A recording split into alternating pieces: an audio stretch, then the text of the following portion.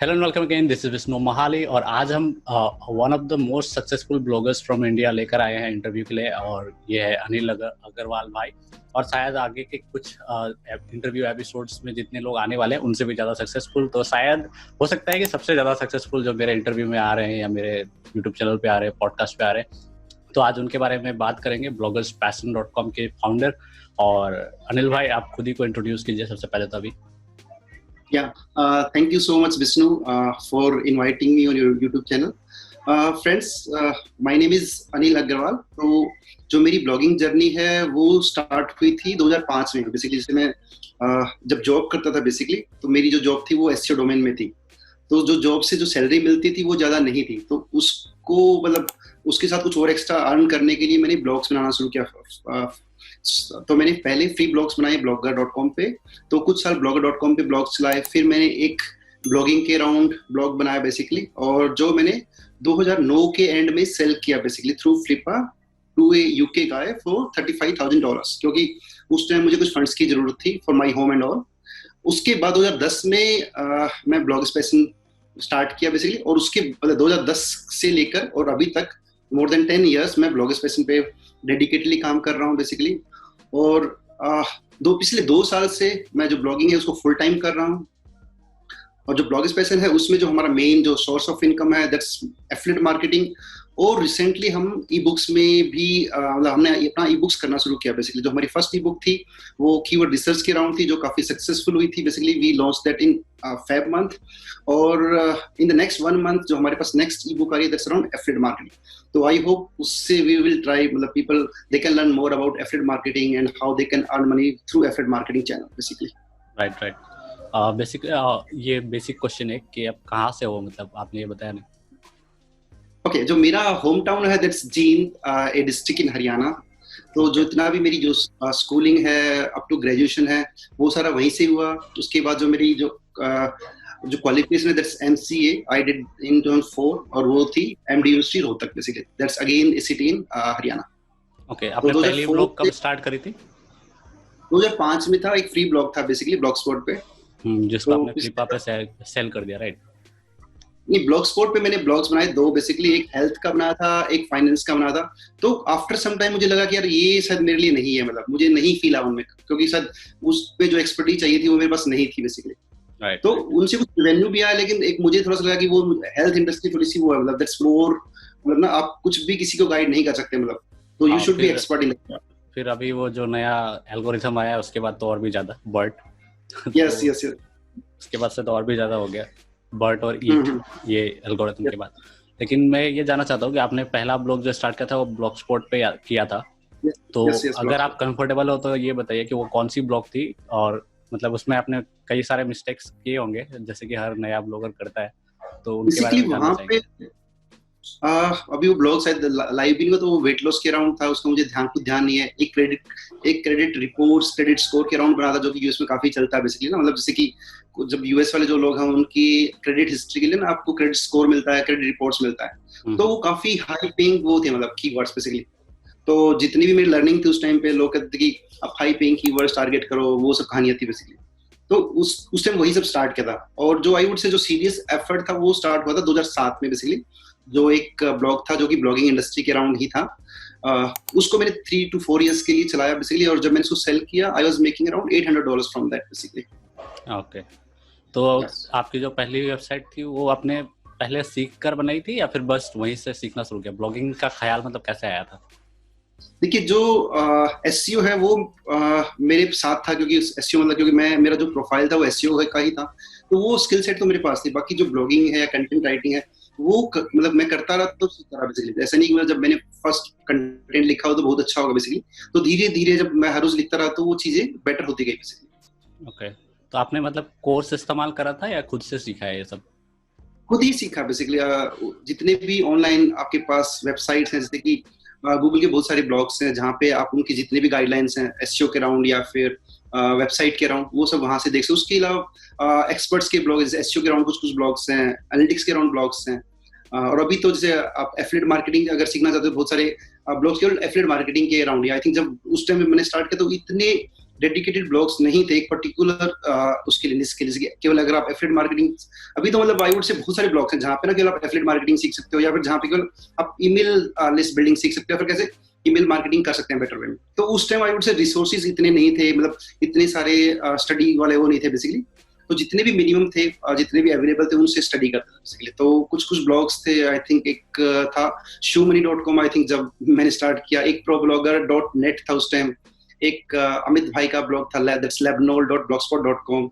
कुछ कुछ ब्लॉग्स थे बेसिकली जो काफी पॉपुलर थे, सब लोग उनको स्टडी करते थे बेसिकली। तो ऐसे ही मैं वो स्टडी करता हूँ। Right right.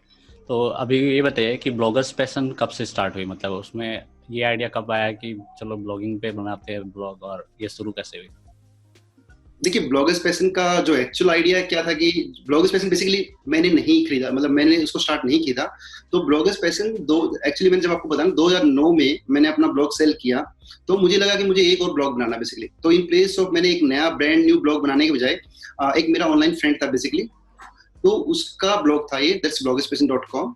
उसका जॉब जो था ना, गवर्नमेंट जॉब लग गया था, he got some job in SBI bank. तो उसको जब गवर्नमेंट जॉब लग रहा था, अगर मुझे इसमें इंटरेस्ट नहीं है, मैं उसको कंटिन्यू नहीं करना चाह रहा था बेसिकली, तो उसने मुझे सेल कर दिया वो ब्लॉग 2010 में।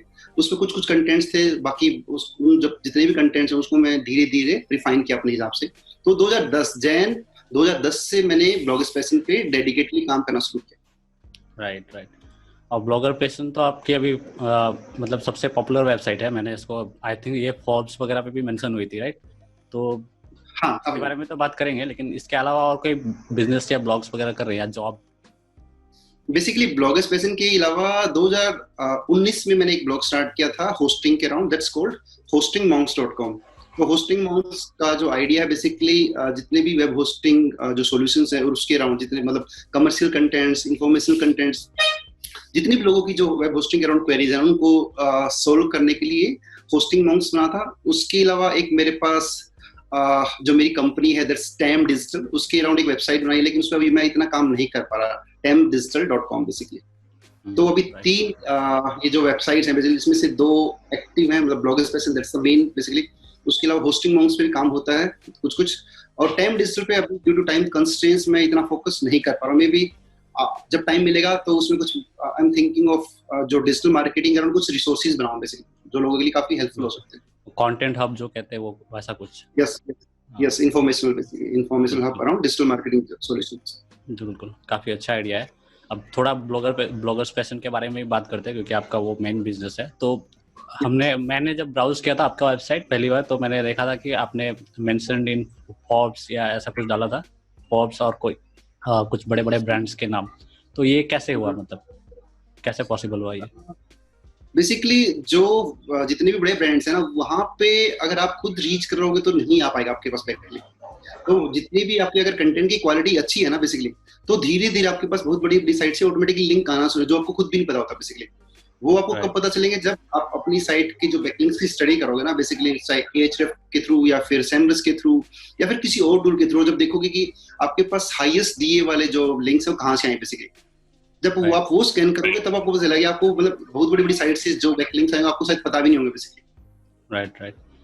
या तो जब मैं स्टडी कर, उन लोग बस ऐसे ही लिंक कर देते हैं, या फिर आपने मतलब कुछ प्रोसेस है उनका? मतलब इनसे पहले बड़े ब्रांड से हमारी कभी कांटेक्ट हुई नहीं है, पता नहीं कब होगी, तो इस वजह से जानना चाहते हैं कि प्रोसेस किस तरह गया कि आपको बाद में पता चला कि कोई मतलब इन ब्रांड्स ने आपको लिंक किया है। नहीं, मुझे तो जितना भी ब्रांड्स से मेरे बैकलिंक्स आए वो थ्रू रिसर्च ही आए। मतलब कि जैसे मैं जब देखता हूँ कि मेरे बैकलिंक्स कहाँ से आ रहे हैं, जैसे मैं मंथ में एक बार स्कैन करता हूँ कि कहाँ से मेरे पास बैकलिंक्स आ रहे हैं, तो वहां से बहुत बड़ी बड़ी साइट से बैकलिंक्स आ रहे हैं, जो कि शायद मतलब मैंने कभी भी रीच नहीं किया। मैंने ना तो मैंने कभी फोर्ब्स को आउटरीच किया या फिर किसी और बड़े वेबसाइट को रीच किया। जहां तक Semrush.com है, वहां पे मैंने आई थिंक एक ब्लॉग लिखा था बेसिकली आफ्टर कुछ टाइम पहले, तो वहां पे आप कह सकते हो मैंने गेस्ट पोस्ट लिखा था, तो वहां से मेरे पास बैकलिंक आया, जो कि मेरे एफर्ट्स आया बेसिकली। बाकी जितने भी बहुत बड़े ब्रांड्स जो हमारे पास बैकलिंक्स आए वो ऑटोमेटिकली आए, मतलब जैसे कि अगर आप अच्छा कंटेंट डाल रहे हो तो लोग आपको रेफर करते हैं। मतलब जैसे कि कोई भी बंदा जब कंटेंट लिख रहा है तो उसको कुछ न कुछ रिसर्च करने के लिए या फिर कुछ फैक्ट्स के लिए, मतलब उसके लिए कुछ कुछ वो लिंक करते हैं basically as a resource basically, तो वहां से बैकलिंक्स आए हैं। बिल्कुल। तो अभी मैं ये जानना चाहता हूँ कि जैसे कि आपने बताया कि आपको बस ऐसे ही लिंक मिल गया है, लेकिन बैकलिंक के लिए आपने गेस्ट पोस्ट भी करा था एसईएम रेस में, तो अभी भी ऐसा कुछ स्ट्रैटेजी है आपके पास बैकलिंक के लिए, या फिर अभी बस अपने आप ही आ रही है बैकलिंक? देखिए बहुत सारे बैकलिंक्स आते रहते हैं, और कुछ कुछ हम बैकलिंक्स मतलब कुछ कुछ हम गेस्ट पोस्ट करते भी हैं। मैं ये नहीं कहूँगा गेस्ट पोस्ट नहीं करते, तो जैसे ही टाइम अलाउ करता है मतलब महीने में 1 या 2 गेस्ट पोस्ट करने की ट्राई करते हैं, जितने भी हमारे पास जो ब्लॉगिंग के अराउंड ब्लॉग्स हैं बेसिकली जो हमारे पास इंडस्ट्री में। और कुछ कुछ ब्लॉग्स ऐसे जहाँ पे ना आपको बहुत एफर्ट करना पड़ता है, जैसे कि आप सेमरस पे अगर आपको गेस्ट पोस्ट लिखना तो आपको ना एक वो है मतलब एक बड़ा वो टास्क बेसिकली। जैसे सबसे पहले तो बहुत अच्छा कंटेंट डालना, फिर उनकी एक लंबी क्यू है, क्योंकि जितनी बड़ी कंपनी में आप जाओगे ना किसी भी चीज को करने के लिए, गेस्ट पोस्ट के लिए, किसी भी चीज के लिए, तो उनके पास एक लॉन्ग क्यू होती है बेसिकली। राइट। तो वहाँ वेटिंग टाइम बहुत होता है। जैसे मैंने प्रो ब्लॉगर के लिए लिखा, मतलब I wrote couple of blogs for problogger.com as well, तो उसमें वही था बेसिकली। आपने कंटेंट लिख लिया तो उसके बाद लगा लो कि मतलब आपको शायद हो सकता है महीनों वेट करना पड़े उस कंटेंट के ऊपर अपडेट के लिए या फिर वो लाइव होने के लिए। तो वेटिंग टाइम बहुत ज्यादा जब आप बड़े ब्रांड्स के लिए आते हैं बेसिकली। जब मैंने साउथ मिल आउट के लिए गेस्ट पोस्ट लिखा था तो मेरे साथ भी ऐसा ही हुआ। एक्चुअली मैं इम्पेशेंट हो गया था कि देख भी रहे हैं या नहीं, तो लगभग मुझे 1.5 महीने लगे थे अप्रूव होने में। तो वही मतलब बहुत टाइम लग गया, तो ऐसा लग रहा था जैसा कि अप्रूव हो भी रहा है या कोई देख भी रहा है, तो कंफ्यूजन तो ये शायद होती होगी बड़े बड़े ब्रांड्स को जब आप रीच आउट करते हैं गेस्ट पोस्ट के लिए। खैर ये तो गेस्ट पोस्ट की बात होगी। आपने अगर जैसे कि बहुत लोग बैकलिंक बनाने में मिस्टेक करते हैं बिगिनिंग में, तो आपके साथ ये मिस्टेक हुई थी या नहीं? मतलब जो स्पैम बैकलिंक्स लेकर आ जाते हैं खरीद के पैसे देकर, इसके बारे में कुछ कहेंगे? देखिए स्पैम बैकलिंक्स का तो मतलब नहीं था मेरे माइंड में कभी मुझे, क्योंकि मेरे पास जो भी मेरे पास प्रोजेक्ट्स था तो मेरा उनके उसमें ना मतलब लॉन्ग विजन था बेसिकली। ऐसा नहीं था कि मुझे कुछ इंस्टेंटली कुछ चाहिए वहां से, तो मेरे प्लान्स हमेशा वो थे कि मतलब मुझे लॉन्ग टर्म में ये बेनिफिट करे। तो धीरे धीरे मतलब चीजें बनती गई। अगर मेरे पास कुछ शॉर्ट टर्म अगर कुछ इवेंट के अराउंड कुछ होता तो शायद maybe I can think of spamming का, लेकिन मुझे पता था कि मुझे ब्लॉगिंग पैशन को लंबा चलाना है। तो जितने भी मैं बैकलिंक्स बना रहा था, तो जितनी भी मेरी स्किल्स है उसके हिसाब से मैं उनको आई वुड से जो व्हाइट हैट एसईओ के हिसाब से ही बना रहा था। मतलब ऐसा कुछ नहीं कर रहा था कि जो स्पैम ही हो या फिर ब्लैक हैट उसमें आता हो बेसिकली। तो जितने भी मतलब बैकलिंक्स बनाए वो क्वालिटी बैकलिंक्स बनाए at least to the best of my knowledge. Right. तो आपकी ऐसी ब्लॉग पोस्ट, कोई एक ब्लॉग पोस्ट जिसपे आपको लगता है कि बहुत ज्यादा बैकलिंक मिल रही है और आगे भी मिलती रहेगी? बहुत सारी कंटेंट्स हैं बेसिकली। हमने एक कंटेंट लिखा था that's about a best Indian blogs, तो वो काफी रैंक भी करता है और उस पर बहुत सारी बैकलिंक्स आती रहती है, क्योंकि बहुत सारे लोग उसको रेफर करते रहते हैं बेसिकली। तो अगर कोई चाहता है कि वो अपनी वेबसाइट पे मतलब बैकलिंक बनाए नेचुरली जैसा कि आपने बनाया है, तो उसको आप क्या एडवाइस देंगे कि वो किस तरह से अप्रोच करे अपनी ब्लॉग पे, किस तरह से कंटेंट राइटिंग पे ध्यान दे? तो अगर किसी को बैकलिंक बनाना है तो बेसिकली उनके लिए आपके क्या एडवाइस होंगे? ओके ठीक है। एक तो अगर आप मेरे ब्लॉग पे रिसोर्स की बात करें तो मैंने कुछ टाइम पहले कंटेंट भी लिखा था जिसमें मैंने 12 ways to build high quality bagging. तो उसमें मैं क्या स्टडी किया था कि क्या शेयर किया जो भी वेज मैं यूज करता हूँ फॉर लिंक बिल्डिंग बेसिकली। तो उसमें से एक तो क्या था कि आपके पास गेस्ट ब्लॉगिंग था, तो उसमें आपको जितने भी आपके इंडस्ट्री में जो ब्लॉग्स हैं उनकी लिस्ट बनाना, फिर उनको रीच करना बेसिकली फॉर गेस्ट ब्लॉगिंग। तो एक आई वुड से एक डेटाबेस बनाना चाहिए। मतलब ऐसा नहीं कि जस्ट आप 2 ब्लॉग्स के लिस्ट निकाली और उनको आउटरीच किया। तो कम से कम 20-30 ब्लॉग्स की लिस्ट बनाओ बेसिकली, उनको आउटरीच करो और उनमें से जितने लोग आपको रिप्लाई करते हैं then send your guest post ideas और जो भी आपकी प्रोसेस है बेसिकली ना। तो जस्ट 1 या 2 ब्लॉग के बेस पे मत रखो, मतलब ना आप उसमें बहुत सारे ब्लॉगर्स को कनेक्ट करो जिससे कि ना आपके पास कुछ के रिप्लाई जाना शुरू होता है, ताकि आपका जो गेस्ट ब्लॉगिंग वाला जो प्रोसेस है वो स्टार्ट रहे बेसिकली। तो गेस्ट ब्लॉगिंग का उसके अलावा हमारे पास जो कंटेंट्स हम उसका कुछ वीडियो वर्जन्स भी बनाते हैं। अगर आप देखें तो जो मेरे पास यूट्यूब चैनल है वहाँ पे जो कंटेंट्स अच्छे मतलब या जो लगता है कि कुछ उनका वीडियो वर्जन भी अच्छा बन सकता है तो उनका हम वीडियोस बनाते हैं। तो वीडियो से भी हमें बैकलिंक्स आता है। उसके अलावा कोरा काइंड ऑफ वेबसाइट्स हैं जहाँ पे मैं काफी एक्टिव हूँ बेसिकली, तो वहाँ से भी हमें बैकलिंक्स मिलते हैं। Plus Quora kind of website से आपके पास बहुत सारा रेलिवेंट ट्रैफिक भी आता है बेसिकली। मतलब वो कहता है कि that's one of high quality traffic. उसके अलावा मतलब पिंटरेस्ट है, वहां से आ सकते हैं, या फिर बाकी जो सोशल साइट्स जैसे कि फेसबुक है, ट्विटर है, वहां से आपके पास बैकलिंक्स भी आते हैं या फिर आपके पास बहुत सारा ट्रैफिक भी आता है। अगर आप देखें जैसे हमारे पास फेसबुक ग्रुप है, काफी एक्टिव ग्रुप है बेसिकली। अगर वहां पे हम कुछ भी शेयर करते हैं तो एक इंस्टेंट स्पाइक आता है वहां से भी ट्रैफिक का बेसिकली। उसके अलावा इंटरव्यूज के बहुत सारे मतलब वो आते रहते हैं। मतलब इंटरव्यूज हम करते हैं बेसिकली, राउंड अप पोस्ट करते हैं बेसिकली। तो उन सब से भी उसके अलावा इंटरनल लिंकिंग है हमारी, मतलब विद इन वेबसाइट जो इंटर लिंकिंग करते हैं। तो ये सब वे आउट्स हैं मतलब जो हमें हेल्प कर रहे हैं basically to get more high quality backlinks basically, और जिससे कि हमारी रैंकिंग भी बेटर होती जा रही है। राइट।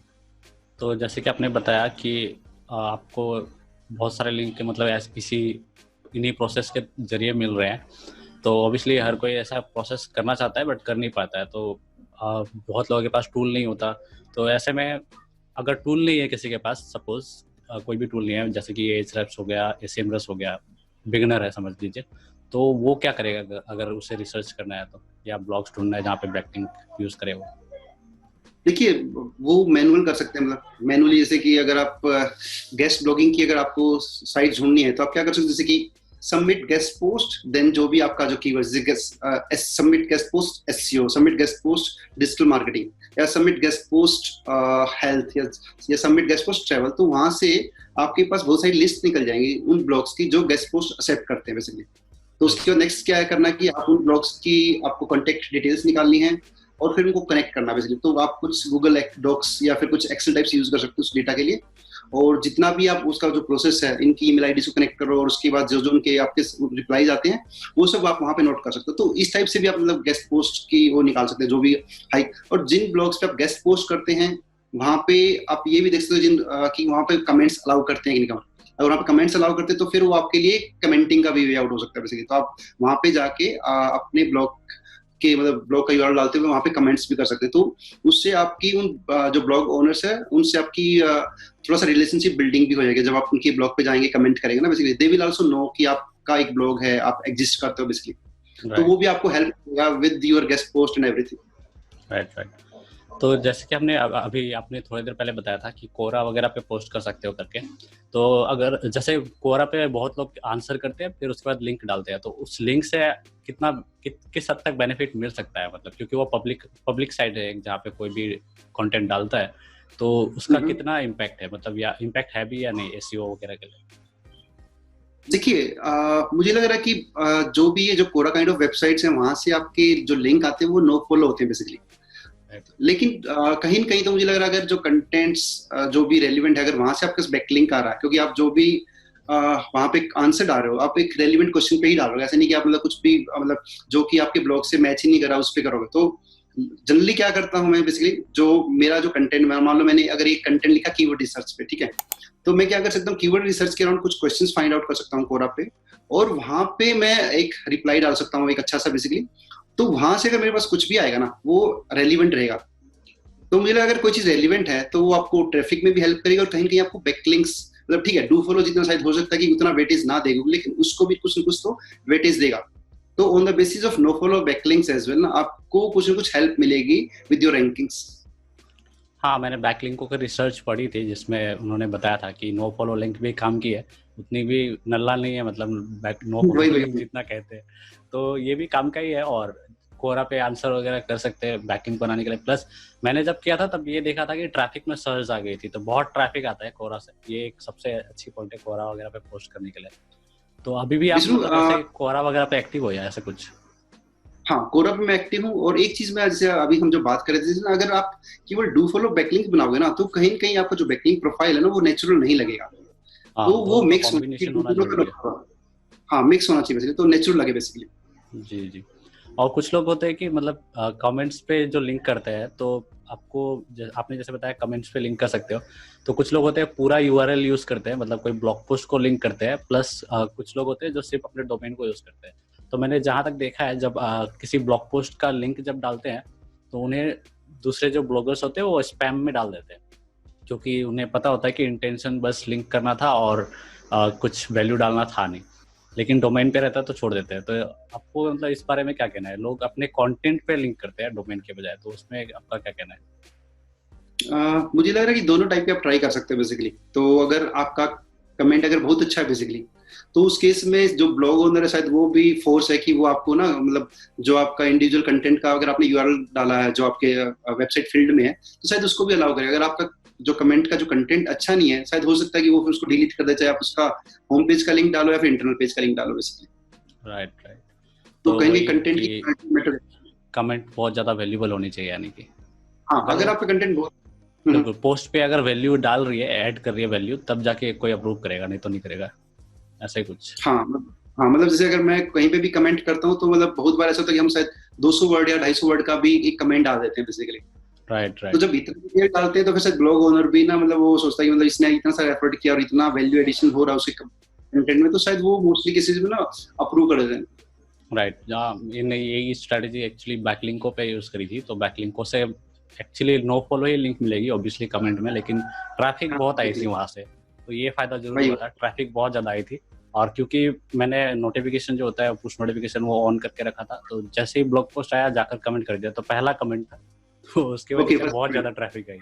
तो पहले फर्स्ट कमेंट भी काफी हेल्पफुल होती है अगर ट्रैफिक जनरेट करना है तो वही हुआ था मेरे नहीं साथ। इसके बाद आप बात करते हैं कि बैकलिंक के बारे में तो बात हो गई कि आप ट्रैफिक जनरेट करने के लिए सबसे पॉपुलर मेथड्स आप क्या क्या यूज करते हो?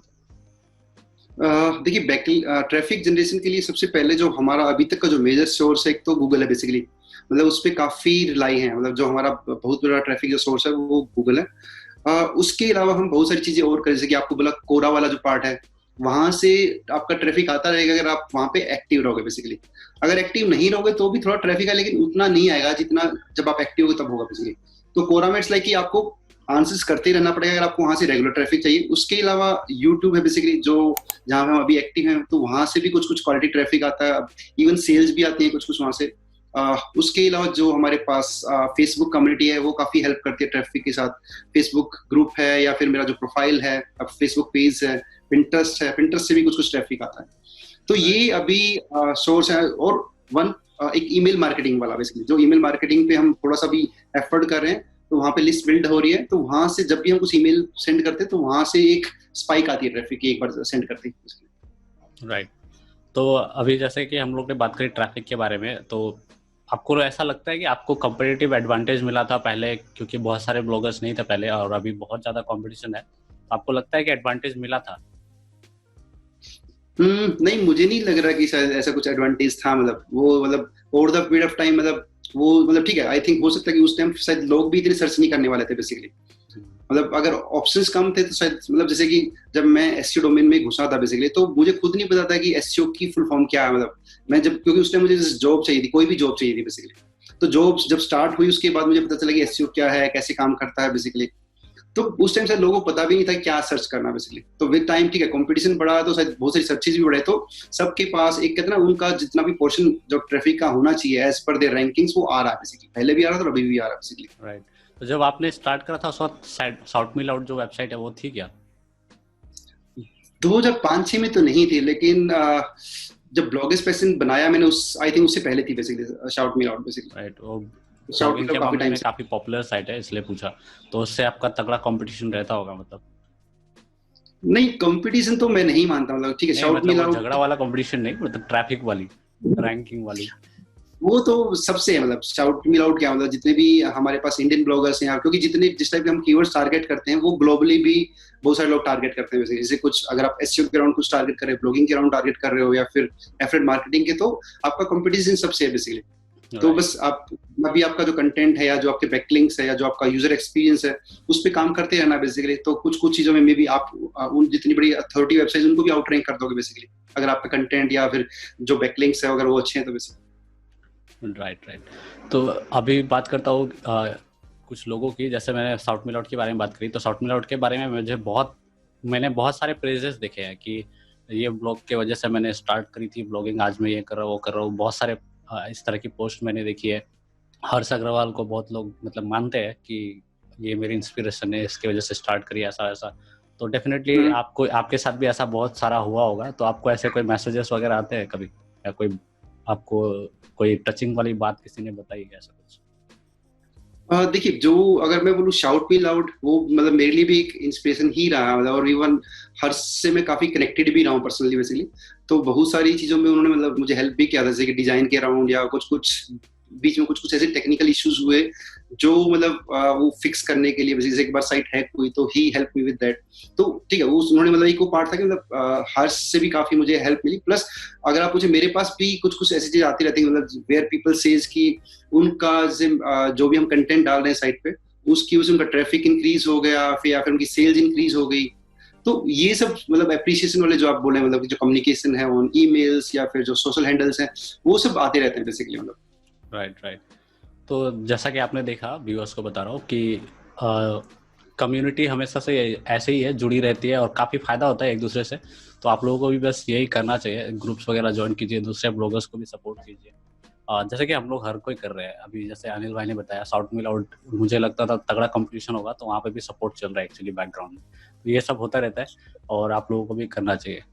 अब बात करते हैं भाई साहब कि आपके वर्क डेज के बारे में। जैसे कि आपने बताया अभी आप फुल टाइम ब्लॉगिंग कर रहे हो, तो आपका मतलब पूरा दिन कैसे जाता है? ओके, मेरा जो फुल डे बेसिकली जो मैं रहता हूँ गुड़गांव में रहता हूँ, तो मेरे पास आई हैव 2 किड्स। तो उनका स्टार्टिंग तो सुबह सुबह, तो मतलब अगर अभी लॉकडाउन में तो कुछ भी नहीं, सब घर पे बैठे हुए हैं, लेकिन जो नॉर्मल रूटीन है मतलब वो सुबह उनके स्कूल से ही स्टार्ट होता है बेसिकली। तो सुबह की 8 साढ़े 8 बजे तक बेसिकली ना उनका स्कूल वो रहता है बेसिकली। तो उसके बाद मे बी थोड़ा सा मैं 15-20 मिनट के लिए रेस्ट करता हूँ। उसके बाद रेडी होता हूँ। उसके बाद शायद 11:30 के आसपास मैं ऑफिस से आता हूँ बेसिकली। तो मेरा कोवर्किंग स्पेस मैंने लिया हुआ गुड़गांव में, तो वहां पे जाता हूँ। तो 3 आवर्स के आसपास मैं काम करता हूँ, फिर वापस आ जाता हूँ लंच के लिए घर पे, और लंच के बाद अगेन ऑफिस जाता हूँ, और फिर 3 आवर्स के लिए।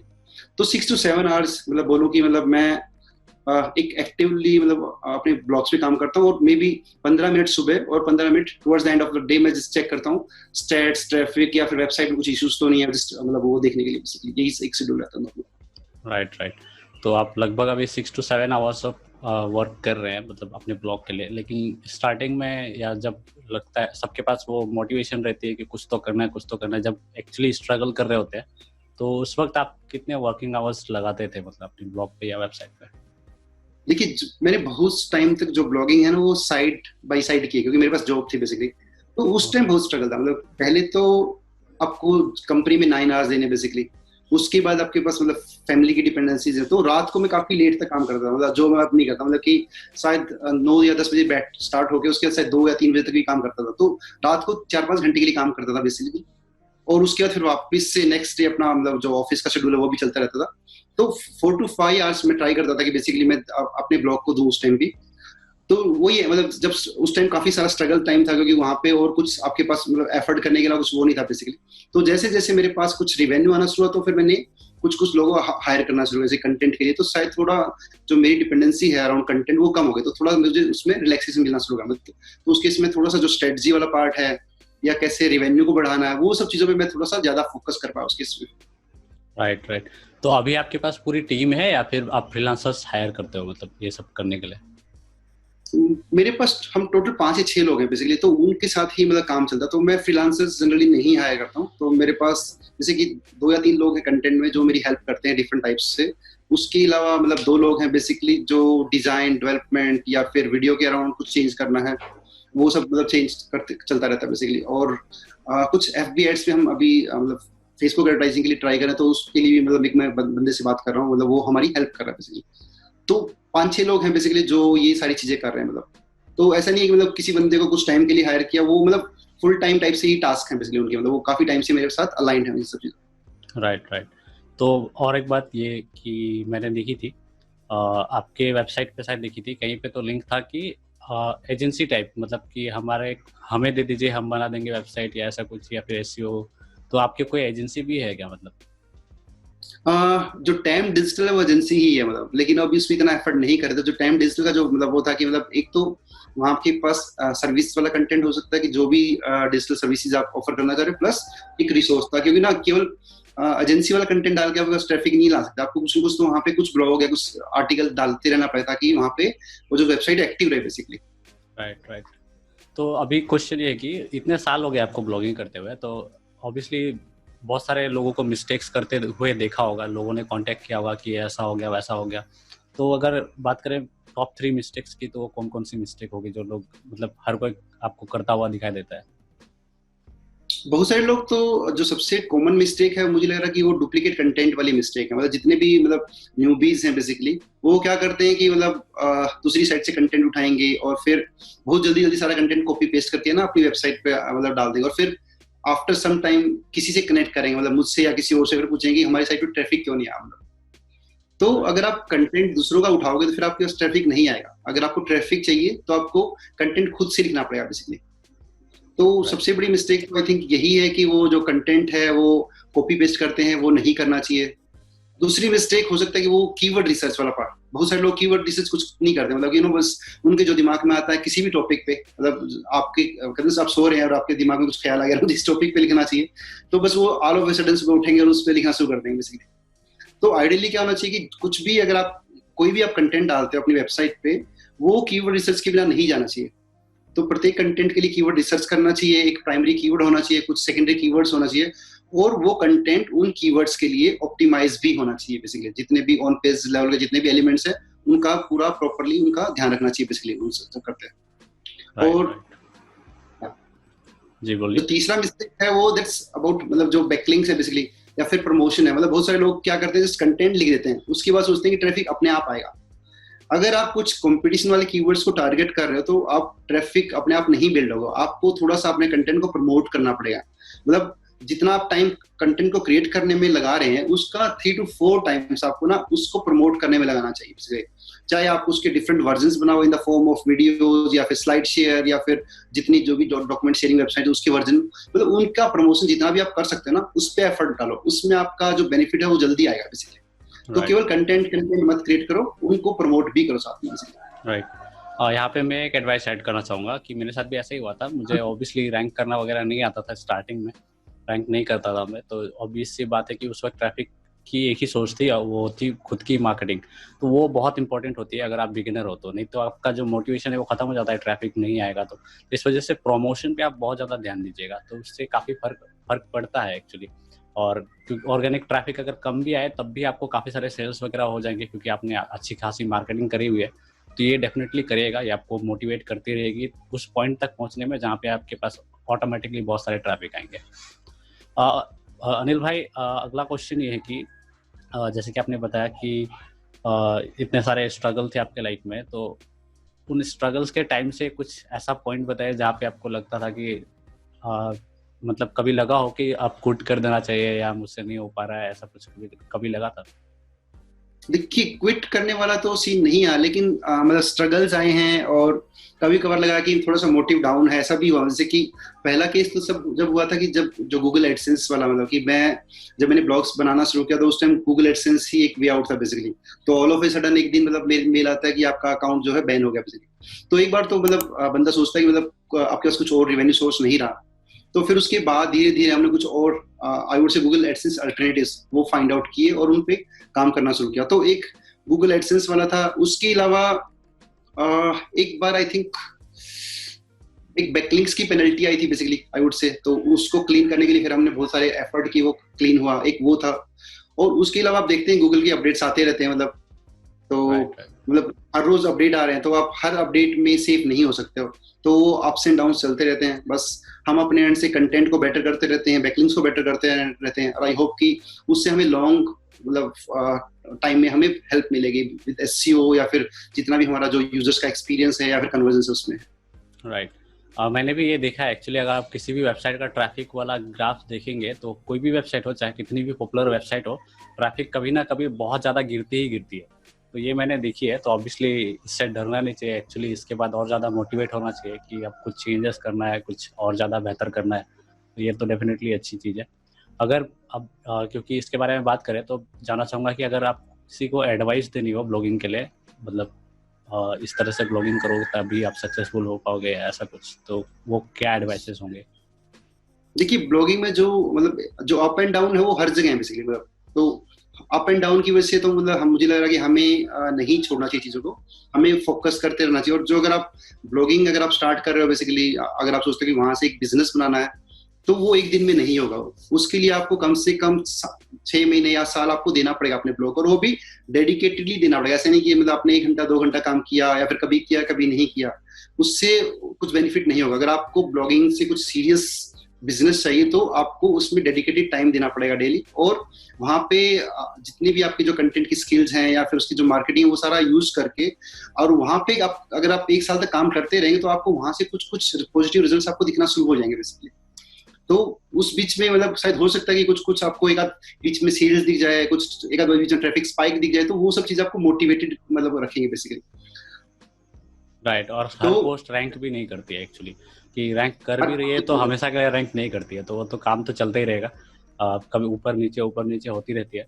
तो ये काफ़ी एक्चुअली काफ़ी ज़्यादा वर्क है। मतलब लोगों को लगता है कि बस आर्टिकल लिख दिया हो गया, तो ऐसा तो है नहीं, अपडेट भी करते रहना नहीं, पड़ता है। अब ये बात करते हैं कि जैसे कि आपने बताया कि आपकी इनकम सोर्स जो थी वो मेनली एडसेंस थी पहले, उसके बाद आपने स्विच कर दिया, लेकिन अभी क्या है मतलब मेन सोर्स ऑफ इनकम? अभी तो सबसे मेन जो सोर्स ऑफ इनकम वो एफिलिएट मार्केटिंग है, और उसके अलावा हम मतलब जो नेक्स्ट इनकम सोर्स बना रहे हैं बेसिकली वो है मतलब e books, may be next could be courses, और उसके अलावा फिर हम कुछ और चीजें भी लॉन्च कर सकते हैं, जैसे कुछ ब्लॉग मेंटरशिप प्रोग्राम या बाकी सब चीजें, जैसे कि मतलब हमारे पास में बहुत सारी क्वेरीज आती हैं जहाँ पे लोग कहते हैं कि ना आप हमें सिखाओ बेसिकली ना ब्लॉग कैसे बनाएं, कैसे ट्रैफिक लाएं। तो maybe in the long run हम कुछ blog mentorship kind of program बनाए, जिससे कि हम कुछ सिलेक्टेड स्टूडेंट्स को ले वहां पर उनकी हेल्प करें to grow from scratch basically. Right. और इससे से अभी एक बात आ गई, जैसा कि आपने बताया कि मैसेज करते हैं, ब्लॉग सिखाए, तो बहुत बेसिक बेसिक क्वेश्चन भी आती है बहुत बार, तो उनके तरफ आपका कैसा रिप्लाई होता है? जैसे कि जो चीज़ मतलब इजीली गूगल करके आपके वेबसाइट पे जाके ही उनको इन्फॉर्मेशन मिल जाएगी, उसे भी उन लोग मैसेज करते हैं, तो उनके लिए आपके क्या रिप्लाई होते हैं? देखिए बहुत सारे मैसेज आते रहते हैं, जैसे अभी मैंने एक फ्री एसईओ कोर्स लॉन्च किया था, उसमें बहुत सारे लोगों ने एनरोल किया था, वो अभी भी एनरोल होते रहते हैं बेसिकली। तो वहां पे बहुत सारे ऐसे मतलब क्या बोलूं, मतलब बहुत सारे ना मतलब सिली क्वेश्चंस भी आते हैं, जैसे कि ना आप कोई बंदा मतलब गूगल से अपने किसी कंटेंट को फैच करना चाह रहा है, लेकिन उसने जो प्रोफाइल सेलेक्ट किया वो कोई और ही सिलेक्ट किया बेसिकली गूगल सर्च कंसोल से, मतलब वो फैच करना चाह रहा है ए वेबसाइट से और उसने सिलेक्ट वहां बी कर रखी है बेसिकली। राइट। तो बहुत सारे मतलब ऐसे कुछ कुछ मतलब सिली वो आते रहते हैं, ठीक है, मतलब मैं उनका रिप्लाई करता हूँ। और कुछ लग रहा है कि ईमेल से काम नहीं बनेगा, तो कुछ केसेस में I talk to people by Facebook chat या फिर फेसबुक कॉल से भी, क्योंकि मुझे लग रहा है कि बहुत बार ईमेल में ना बहुत सारा कम्युनिकेशन होता है और कुछ हेल्प होती नहीं बेसिकली। राइट। तो राइट। अगर ऐसा लगता है कि वो काम 10 मिनट बात करके अगर हो सकता है बेसिकली, जिससे उसके सारे डाउट्स क्लियर हो सकते हैं, तो कई बार मैं कॉल भी कर लेता हूँ अगर मेरे पास टाइम है तो। राइट। और कुछ टाइम पहले से लोग बहुत सारे वीडियोस बना रहे थे, ब्लॉग्स लिख रहे थे, इस ये कहते हुए कि शायद ब्लॉगिंग जो है वो डेड होती जा रही है। तो इस वजह से होता क्या है कि जो भी न्यू ब्लॉगर्स वगैरह है या फिर जो करना चाहते हैं, तो उनका हमेशा यही मैसेज आएगा कि ब्लॉगिंग तो भाई अब खत्म हो रही है, तो मैं क्या करूँ, ऐसा ऐसा मैसेज आता है। हालांकि उन्होंने ज़्यादा कुछ एफर्ट डाला ही नहीं है कि उन्हें कुछ रिजल्ट दिखे, और ऐसा क्वेश्चन आता है। तो इसके बारे में आप क्या कहोगे? मतलब बहुत लोगों को लगता है कि ब्लॉगिंग खत्म हो रही है। नहीं, देखिए ब्लॉगिंग तो नहीं ना आज डेड है ना आगे होगी, मतलब ब्लॉगिंग चलती रहेगी। और उसके अलावा बाकी जो मतलब आई वुड से ब्लॉगिंग के वे आउट चेंज हो सकते हैं, जैसे कि आप अपने ब्लॉग पे कर रहे हो, उसके अलावा अगर आप यूट्यूब पे कर रहे हो भी एक ब्लॉगिंग ही है बेसिकली। अगर आप अपना मतलब पिंटरेस्ट पे कुछ कर रहे हो या फिर कोरा पे कुछ कर रहे हो, कंटेंट आप हर जगह डाल रहे हो बेसिकली, बस उसका क्या है ना फॉर्मेट चेंज होता है। या फिर आप इंस्टाग्राम पे एक्टिव हो, तो जस्ट वे आउट चेंज हो सकते हैं, मतलब as per the industry type. जैसे कि मतलब अगर आप कुछ फैशन इंडस्ट्री में हो तो शायद हो सकता है कि इंस्टाग्राम या पिंटरेस्ट आपके लिए ज्यादा रेलिवेंट है बेसिकली एज कम्पेयर टू शायद जो ट्रेडिशनल ब्लॉग्स हैं। अगर आप ट्रेवल ब्लॉगर्स हो शायद हो सकता है कि शायद यूट्यूब या फिर पिंटरेस्ट अगेन बेसिकली या इंस्टाग्राम, क्योंकि वहाँ पे बहुत सारे विजुअल्स होते हैं, वो आपके लिए काफी रेलिवेंट हो सकता है। तो ब्लॉगिंग तो उसका जो स्कोप है वो ग्रो करता रहेगा। अगर आप देखें अभी तो मतलब जो डिजिटल में आप इस डोमेन में लोग और ज्यादा आ रहे हैं, क्योंकि ना अभी अभी आपने देखा लॉकडाउन के मतलब ड्यूरेशन में मतलब जितनी भी जो डिजिटल वाली जो चीजें है ना वो काफी ग्रो कर गई है बेसिकली। और इस लॉकडाउन के बाद लोगों को समझ में आ गया कि केवल ऑफलाइन रहने से काम नहीं बनेगा बेसिकली, तो उनको डिजिटली आना पड़ेगा। अगर लोग डिजिटली आएंगे तो वापस वो सब एसईओ, ब्लॉगिंग, एफिलिएट मार्केटिंग, वो सब चीजें सीखेंगे बेसिकली। तो उसका जो ब्लॉगिंग का स्कोप है वो बढ़ता रहेगा। और हर एक बंदे का ना वो है मतलब प्रायोरिटी है। कुछ लोगों को पढ़ना पसंद है बेसिकली, कुछ लोगों को देखना पसंद है, तो जिसको पढ़ना वो ब्लॉग्स पे ही जाएगा, और किसी को अगर वीडियो देखना है तो वो यूट्यूब पे जाएगा बेसिकली। राइट। हाँ, जैसे कि मैं भी वही करता हूँ। अभी तक मैं रीडिंग ही करता हूँ, प्रीफर करता हूँ, पता नहीं क्यों, पर रीडिंग ही प्रीफर करता हूँ। जितने भी जैसे कि एसईओ के रिलेटेड या रिसर्च रिलेटेड ब्लॉग पोस्ट पढ़नी हो तो backlinko.com, ये सब है। वीडियोस भी आते रहते हैं, ऑब्वियसली बहुत वीडियोस आते हैं और डेली अपलोड कर रहे हैं लोग एसईओ ये वगैरह वगैरह वीडियो। पर वीडियो में शायद ज़्यादा टाइम कंज्यूम होता है या कुछ तो है जिसके वजह से पसंद नहीं आता वीडियो देखना। लेकिन अभी आप खुद भी यूट्यूब पे आ चुके हैं, तो वो कब आए थे आप, और यूट्यूब पे कैसा एक्सपीरियंस है आपका अभी? देखिए यूट्यूब पे मैंने पिछले 1 साल से मतलब कुछ मतलब वीडियोस डालना शुरू किया। रिसेंटली मतलब मैं थोड़ा सा एक्टिव हो गया बेसिकली, क्योंकि मुझे लगा कि यूट्यूब भी मतलब ठीक है, मतलब जो YouTube है मेरा कभी भी मतलब ये नहीं बोलूंगा कि मतलब जो फर्स्ट प्रायोरिटी है, मतलब मेरा जो फर्स्ट प्रायोरिटी है वो हमेशा मेरा ब्लॉग ही रहेगा बेसिकली। लेकिन उसको सपोर्ट करने के लिए मुझे जो भी करना होगा, मतलब अगर उसके लिए मुझे कुछ कोरा पे एक्टिव होना, मतलब इट्स लाइक आप हर जगह ट्राई करो, मतलब ना एक्टिव रहने का बेसिकली। केवल एक जगह मतलब ना कि आपके पास केवल एक ट्रैफिक सोर्स नहीं होना चाहिए, आपके पास मल्टीपल ट्रैफिक सोर्सेज होना चाहिए। तो उसी वजह से मैं मतलब अभी यूट्यूब भी कर रहा था कि मेरे पास गूगल के अलावा यूट्यूब सर्च से भी ट्रैफिक आया, फिर यूट्यूब का जो सिस्टम वहां से भी ट्रैफिक आए। तो मतलब ठीक है, वहां पे काफी मतलब यूट्यूब में काफी मतलब मुझे तो काफी अच्छा लग रहा है, मतलब वहां पे बहुत सारी एंगेजमेंट आ रही है, कमेंट्स आ रहे हैं, लाइक्स आ रहे हैं, तो मतलब उसको देख के काफी मोटिवेशन, और उसकी वजह से मतलब मैं बड़ा जल्दी जल्दी वीडियोस भी कर रहा हूँ, शायद हर 2 या 3 दिन में एक नया वीडियो भी हम डाल रहे हैं बेसिकली अभी राइट। अभी तो लॉकडाउन में हेल्प भी मिल गई है कि ज़्यादा वीडियोस डालने के लिए। तो एक हाँ तो ये काफी मतलब एक बात आपने सही बताई कि बहुत ज़्यादा ट्रैफिक मिलती है, ट्रैफिक में हेल्प करती है। तो जैसे कि मुझे इंस्टाग्राम से काफ़ी ट्रैफिक मिलता है, क्योंकि वहाँ पे मैं डेली पोस्ट करता हूँ, कुछ ना कुछ पोस्ट करते रहता हूँ, तो इस वजह से वहाँ से ट्रैफिक काफ़ी मिलता है। फिर मैं यूटीएम ट्रैकिंग जो होती है गूगल एनालिटिक्स की, तो वो यूज़ करता हूँ, तो मुझे पता है कहाँ कहाँ से ट्रैफिक आ रहा है, तो उसमें यूट्यूब और इंस्टाग्राम ये सब काफ़ी काम किया है। तो ऑब्वियसली विजिटर्स के लिए बताना चाहूँगा कि ऐसे प्लेटफॉर्म्स पे आपको डाइवर्सिफाई करनी चाहिए कि कंटेंट को, तो वो डेफिनेटली हेल्प करती है। अब अनिल भाई, फिर से आपके लिए सवाल है कि जैसे कि आपने यूट्यूब शुरू किया था, तो ये यूट्यूब चैनल क्या अभी भी मोनेटाइज्ड है या फिर अनमोनेटाइज्ड? नहीं, अभी नहीं मोनेटाइज, अभी जस्ट इंफॉर्मेशन डाल रहे हैं, तो देखते हैं। मतलब अभी शायद गूगल एडसेंस के लिए जाने का प्लान नहीं है बेसिकली। मोटिव है कि मतलब लोग ज्यादा स्टडी करें मतलब हमारे कंटेंट के बारे में, और अगर उनको ज्यादा जानना तो they should go to our website. तो शायद जो गूगल एडसेंस वाला, क्योंकि मुझे लग रहा है कि गूगल एडसेंस का शायद ज्यादा स्कोप नहीं है बेसिकली इन ब्लॉगिंग या फिर मार्केटिंग काइंड ऑफ, जो क्योंकि उसमें मतलब बहुत सारे लोग जानते हैं मतलब कि वो क्लिक्स एड्स पे क्लिक्स भी नहीं करेंगे, क्योंकि सबको पता है basically these are ads basically. तो एडसेंस वैसे भी मतलब आप उतना पैसा नहीं बना सकते हो जितना कि एफिलिएट मार्केटिंग से बना सकते हो। राइट। तो और ये बेटर भी है मैंने कि देखी है कि जैसे कि यहाँ पे या टोक रहा हूँ मैं थोड़ी सी, मैंने बहुत ज़्यादा देखा है, लेकिन यूट्यूब पे ही शायद ऐसे बहुत सारे वीडियोस है जिसपे एडसेंस के ऊपर ही वीडियोस बनाते हैं लोग कि एडसेंस से इतनी इनकम हो गई, ये हो गई। तो उसकी वजह से लोगों को लगता है कि एडसेंस ही सबसे ज़्यादा कमाने का जरिया है, मतलब एडसेंस पे ही फोकस रहता है, बैन हो जाता है तो सारा मोटिवेशन खत्म, कुछ नहीं करना अब, ऐसा कुछ। तो हाँ, जैसे कि हम लोग ने काफ़ी ब्लॉगिंग कर लिया है, तो हमें पता है कि एडसेंस मतलब परसेंटेज में अगर देखा जाए तो एफिलिएट मार्केटिंग से जो रेवेन्यू हो सकती है उसकी 5 या 4% इनकम ही होती है एडसेंस से। तो इसके बारे में आप कहना चाहोगे कुछ, मतलब एडसेंस अल्टरनेटिव जैसे कि एफिलिएट मार्केटिंग हो गया? देखिए, नहीं नहीं, एक तो मुझे लग रहा है कि आपके पास ना केवल एक रिवेन्यू सोर्स नहीं होना चाहिए, मल्टीपल रिवेन्यू सोर्स। ठीक है, आप अगर गूगल एडसेंस करो तो करो, लेकिन उसके साथ कुछ और वे आउट भी मतलब करो ना, जिससे कि मतलब अगर गूगल एडसेंस अगर आपका बैन हो जाए तो आप किसी और मोनेटाइजेशन मेथड पे स्विच कर सको, चाहे वो एफिलिएट मार्केटिंग है, चाहे वो आपके पास पेड रिव्यूज है, या चाहे आपके पास कुछ और है, मतलब या फिर आपके पास ब्रांड कोलैबोरेशंस हैं। तो आपके पास मतलब मल्टीपल वो होने चाहिए रिवेन्यू सोर्सेज। और अगर आपके पास वेबसाइट पे एक्चुअल प्रोडक्ट है, तो जितना आप रिवेन्यू एफिलिएट मार्केटिंग से ला सकते हैं, आप गूगल एडसेंस से नहीं ला सकते बेसिकली। राइट। और मैंने कुछ दिनों पहले आपके यूट्यूब चैनल पे एक वीडियो देखी थी जहाँ पे आपने SEMrush की एफिलिएट मार्केटिंग के बारे में बताई थी, तो काफ़ी ज़्यादा रेवेन्यू है, देख कर इंस्पिरेशन मिल गया एक तो, बट काफ़ी ज़्यादा रेवेन्यू थी। वो वीडियो मैं लिंक कर दूंगा आपके लिए, आप लोगों के लिए, विजिटर्स लोगों के लिए, तो आप देख लेना कि एफिलिएट मार्केटिंग में वो भी एक ही प्रोग्राम के बारे में बात कर रहे थे अनिल भाई, तो उसी में बहुत सारे अर्निंग हुए। तो हम लोग के ऑडियंस के लिए भी थोड़ी सी उस बारे में कि कैसे पॉसिबल हुई ये चीज़।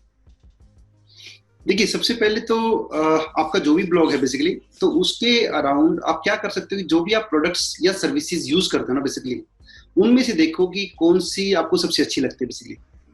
और उसके बाद फिर देखोगे कि क्योंकि आपको लग रहा है कि वो एक जेन्युइन प्रोडक्ट है, आपने खरीदा है बेसिकली और आपको हेल्प कर रहा है, तो फिर देखोगे उनमें से किसका एफिलिएट प्रोग्राम अवेलेबल है। अगर अवेलेबल है तो अप्लाई करो, और उसके बाद जितने भी वो जो प्रोडक्ट है किन किन प्रॉब्लम्स को सोल्व कर रहा है बेसिकली, उन सब के अराउंड मतलब स्टडी करो, और उसके बाद फिर कंटेंट लिखना शुरू करो। मतलब वो आपके पास रिव्यू की फॉर्म में भी हो सकते हैं, कंपैरिजंस भी हो सकते हैं, हाउ टूज भी हो सकते हैं, या फिर लिस्टिकल्स भी हो सकते हैं। तो उन सब प्रॉब्लम्स को सॉल्यूशन के मतलब प्रॉब्लम्स प्लस उनके जो सॉल्यूशंस हैं आपके कंटेंट के थ्रू लोगों को मिलना चाहिए बेसिकली। और जब आप वो कर रहे हो तो you can talk about that particular product as well, कि वो प्रोडक्ट उन प्रॉब्लम्स को कैसे हेल्प करे। जैसे मान लो कि किसी वेबसाइट पे बहुत सारे बैड बैकलिंक्स हैं, ठीक है। बैड बैकलिंक्स करने के लिए मतलब एक तो ठीक है मैनुअल प्रोसेस है, दूसरा आप क्या कर सकते हो कि आप सॉफ्टवेयर यूज कर सकते हो, जैसे कि आप SEMrush यूज कर सकते हो। उसमें क्या है कि वो आपकी साइट का पूरा ऑडिट करेगा बेसिकली, उसको बोलते हैं बैकलिंक ऑडिट। और फिर आपको बताइए कौन कौन सी वेबसाइट से आपके पास ना बैड बैकलिंक्स आ रहे हैं, तो उससे आपका जो मैनुअल प्रोसेस है ना वो बच गया, बहुत सारा टाइम भी बच गया। तो आपने बताया कि मतलब आपने बेनिफिट्स के बारे में कि आप अपनी वेबसाइट के बैड बैकलिंक्स कैसे फिक्स कर सकते हैं, और in the process you can talk about that particular product की वो कैसे हेल्प कर रहा है। तो प्रॉब्लम ओरिएंटेड कंटेंट्स लिखे और कैसे सॉल्यूशंस निकल सकता है उन चीजों का with the products that you are recommending. Right. अगर आप ऐसा करेंगे तो फिर आपको वहां से सेल्स भी मिलेंगे बेसिकली। राइट। ये स्ट्रैटेजी मैंने भी एक्चुअली यूज़ करी कुछ ही हफ्तों पहले कह सकते हैं। तो वहाँ पे मैंने बस मिनी ब्लॉगिंग कोर्स स्टार्ट करी थी कि ब्लॉगिंग के बारे में जो मिस्टेक्स होती है उनको अगर अवॉइड करना है तो यहाँ से शुरू करो। मतलब कोई नया ब्लॉग अगर स्टार्ट कर रहे हैं तो मैंने अपने एक्सपीरियंस से वहाँ पे वो इन्फॉर्मेशन दे दी है जो लोग मिस्टेक करते हैं उसके बाद करने के बाद सुधारते हैं। तो मैंने मौका दिया कि आप मिस्टेक करने से पहले ही सुधार लो। तो वो मौका दिया मैंने उस कोर्स से। और वहाँ से मुझे एक्चुअली पहली बार मैंने इतनी ज़्यादा सेल देखी थी। हम लोग तो नए हैं तो उतनी ज़्यादा सेल होती नहीं हमारी, पर पहली बार मैंने साइड ग्राउंड की एक ही दिन में 12 सेल करी थी। तो ये मेरे लिए बहुत हाई सेल थी, मतलब इतना कभी होता ही नहीं था। तो बहुत हाई सेल थी, यही सेम स्ट्रेटेजी थी। और उसके बाद काफ़ी मोटिवेशन मिला कि इस तरह के कंटेंट और बनाए, इस तरह की चीज़ें करें। तो ये तो है। जैसे कि आपके लिए क्वेश्चन है कि जैसे कि आपने बताया सेमरस से आपकी काफ़ी ज़्यादा इनकम हो रही है, तो अगर टॉप 3 आपकी एफिलिएट प्रोग्राम या इनकम सोर्स के है तो क्या क्या हो सकते हैं, मतलब इस तरह के मीडियम से, सोर्सेस नहीं मीडियम, जैसे कि सेमरस हो गई। ओके, पहले तो जो हमारे पास जो रेवेन्यू सोर्सेज, एक तो एसईओ टूल्स हैं बेसिकली। उसके अलावा जो हमारे पास बहुत सारा जो रेवेन्यू का जो एफिलिएट मार्केटिंग में तो वो आता है वेब होस्टिंग प्रोडक्ट्स है बेसिकली। हम बहुत सारे मतलब वेब होस्टिंग प्रोडक्ट्स जो हम यूज कर रहे हैं तो उनसे सेल आती हैं। और उसके अलावा जो थर्ड है वो वर्डप्रेस थीम्स एंड प्लगइन्स है बेसिकली। तो पहले एसईओ टूल्स, सेकंड हमारे पास जो ये प्लगइन्स एंड थीम्स हम यूज कर रहे हैं, और उसके अलावा हमारे पास वेब होस्टिंग प्रोडक्ट्स बेसिकली। तो ये 3 चीजें हैं बेसिकली जो हमारा हेल्प करते हैं mostly with affiliate sales right now. Right. तो अभी आपकी मतलब इनकम कितनी आ जा रही है टोटल क्या है तो मंथली? अभी हमारे पास जो मंथली आ रहा है बेसिकली वो $10,000 to $12,000 आ रहा है, मतलब पर मंथ बेसिकली राइट। जी, तो 10 to 12,000 पर डॉलर्स अभी आप कमा रहे हो, जो कि बहुत ज़्यादा है ऑब्वियसली। और हम लोग उस राह में बढ़ रहे हैं, पता नहीं कब पहुँचेंगे, और बढ़ रहे हैं। और यहाँ पे ये बात करना चाहता हूँ कि बहुत लोगों को मिस इन्फॉर्मेशन मिलती है। तो जैसे कि आपने बताया कि आप अभी इतना ज़्यादा रेवेन्यू कर रहे हैं, लेकिन हमेशा से नहीं करते थे, ऑब्वियस सी बात है। तो आपको कितना टाइम लगा मतलब एक स्टेबल इनकम बनाने में ब्लॉगिंग के थ्रू? देखिए, जब मैंने स्टार्ट किया तो उसमें मतलब फ्रॉम द डे वन कुछ भी नहीं हो रहा। तो आफ्टर आई थिंक 2 साल के बाद मुझे कुछ एक सिग्निफिकेंट उससे रेवेन्यू आना शुरू हुआ बेसिकली। और वो धीरे धीरे ग्रो होता रहा। जैसे कि मतलब स्टार्टिंग में मतलब मैं बोलूँ कि पहले 2 साल का शायद $500 आना शुरू हुआ, फिर वो $1,000 हो गया, फिर $1,500 हो गया बेसिकली। तो धीरे धीरे एवरी ईयर वो ग्रो होता है। राइट। मतलब ये स्टेबल इनकम आपको करीब 2 साल बाद मिली, राइट? हाँ, वो भी 2 साल भी शायद आपने डेली मेहनत करी होगी, 2 साल भी।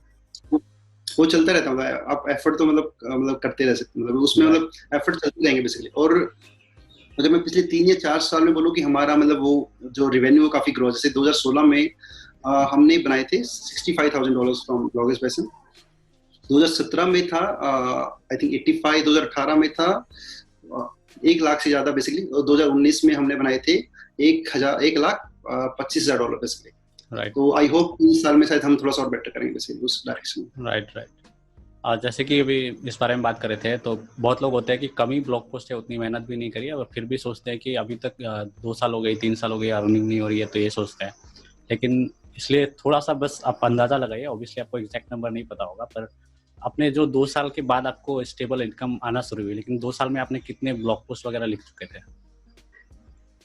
2 साल में आई थिंक 100+ मैंने ब्लॉग पोस्ट लिख दिए थे, मतलब अपने ब्लॉग पे। तो 2 साल high quality blog post, right?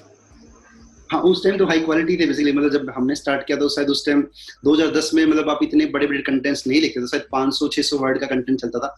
तो उसको फिर वही है, मतलब आपने बना दिया जब आपको लगा कि इंडस्ट्री का जो ट्रेंड है वो चेंज हो रहा है और जो लोग हैं वो डिटेल्ड कंटेंट की तरफ जा रहे हैं, तो आप क्या करते हो, या तो उन कंटेंट को आप डिलीट करते हो या फिर आप उनको इंप्रूव करते हो, मतलब by adding more value into this. Right. तो वो चलता रहता है।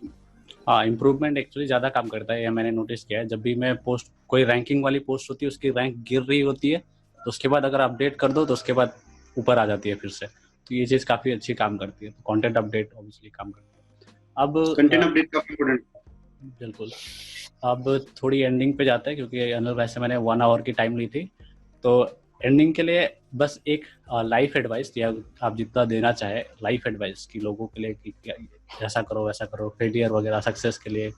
तो मतलब इतना ऑब्वियसली लाइफ में आपने काफ़ी कुछ सीखा होगा अपने लाइफ में, तो उससे हमें अगर कोई सीख देनी हो अपनी लाइफ से, तो कौन सी एडवाइसेस होंगी, कौन सी सीख होगी? देखिए, अगर ब्लॉगिंग में अगर आपको कुछ करना, मतलब ब्लॉगिंग से या फिर वेबसाइट से, तो आपको मतलब ना लगे रहना पड़ेगा। मतलब ऐसा नहीं कि मतलब फ्रॉम द डे वन आपको वहां से कुछ मिलेगा। तो एफर्ट करते रहिए, स्किल सेट इंप्रूव करते रहिए। अगर आप कंटेंट राइटिंग में अच्छा नहीं है तो कंटेंट मतलब प्रैक्टिस कीजिए कि हर रोज आप कुछ वर्ड्स लिखे, मे बी 500 वर्ड्स। अगर और एसईओ है वो आप उसको मिस नहीं कर सकते। अगर आपको एसईओ नहीं आता तो बेसिक एसईओ एटलीस्ट सीखिए, ताकि आप जो प्रॉपर ऑन पेज है वो कर पाए, और बैकलिंक कैसे बनाना वो सीखिए बेसिकली ना। तो वो सब चीजें इंपॉर्टेंट है बेसिकली, अगर आपको ब्लॉगिंग में सक्सेसफुल होना तो बेसिकली। तो और आई वुड से मतलब डिमोटिवेट नहीं होना है, छोड़ना नहीं है बेसिक ब्लॉगिंग, और लगे रहना उसमें बेसिकली। Right, right. तो ऑब्वियसली ये बात देख लिया आपने कि कितना सारा इंफॉर्मेशन आपको मिला है, प्लस बहुत सारे वैल्यूबल इंफॉर्मेशन आपको और भी मिलेंगे अनिल भाई के चैनल में, जो कि मैं लिंक कर दूंगा डिस्क्रिप्शन में। अनिल भाई, अगर आपको लोग फॉलो करना चाहे तो आपकी मेन सोर्स तो वेबसाइट होगी शायद, bloggerspassion.com। Yes, they can follow me on bloggerspassion.com, or they can mail me at anil@bloggerspassion.com. Right. तो मैं दोनों ही लिंक कर दूंगा, यूट्यूब चैनल और bloggerspassion.com को। और इसके अलावा मतलब आप कहीं पे और एक्टिव हो, जैसे सोशल मीडिया वगैरह? फेसबुक पे हैंडल है मेरा facebook.com/anil AGAR, तो वहां पे कनेक्ट कर सकते हैं। ट्विटर पे है दैट्स bloggerspassion, तो वहां पे भी कनेक्ट कर सकते हैं। राइट, तो मैं वो भी लिंक कर दूंगा। थैंक यू अनिल भाई फॉर ज्वाइनिंग मी, और इतने लोगों को इंस्पिरेशन देने की। बहुत ही मजा आया इसमें। Thank you so much Vishnu भाई, thank you so much. Thank you.